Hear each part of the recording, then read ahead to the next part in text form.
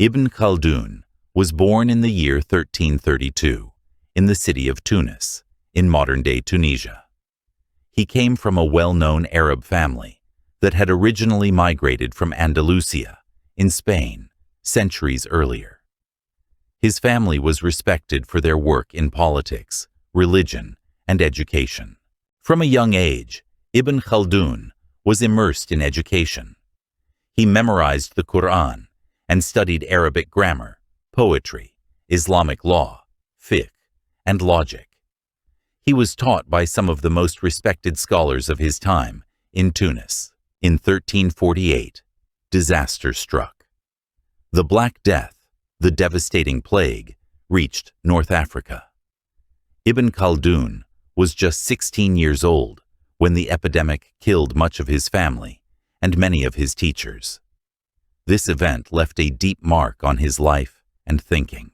After his early education, Ibn Khaldun entered public service. He became involved in politics, starting with small administrative jobs at the Hafsid court in Tunis. But his ambitions soon led him to travel to Morocco, where he sought greater opportunities. In Fez, Morocco's capital, Ibn Khaldun rose to prominence. He worked under the Marinid dynasty, first as a writer, then later in more sensitive political roles. However, politics in those days were dangerous. Court intrigues were constant. Ibn Khaldun was accused of conspiracy and spent nearly 2 years in prison. After his release, Ibn Khaldun moved between different rulers and courts, often shifting allegiances. He worked in Granada in Muslim Spain, then returned to North Africa, serving as a diplomat, judge, and advisor. His political career was full of challenges, betrayals, shifting alliances, and the constant threat of imprisonment. In 1375, tired of the dangerous political life, Ibn Khaldun withdrew from public affairs. He isolated himself in a fortress near Qal'at ibn Salama in Algeria.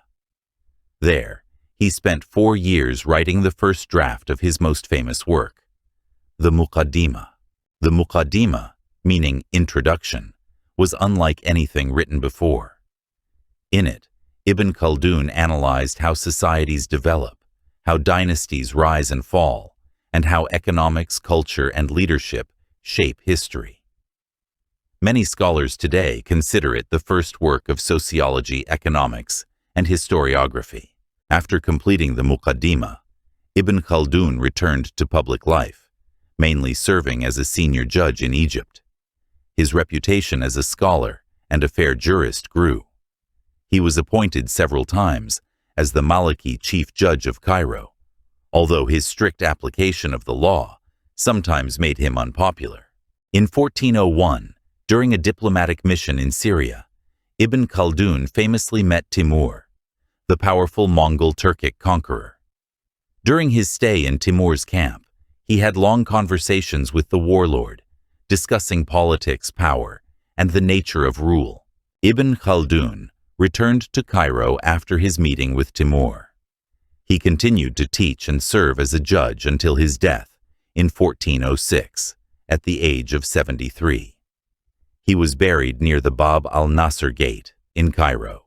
Today, Ibn Khaldun is remembered as one of the most important thinkers of the Middle Ages.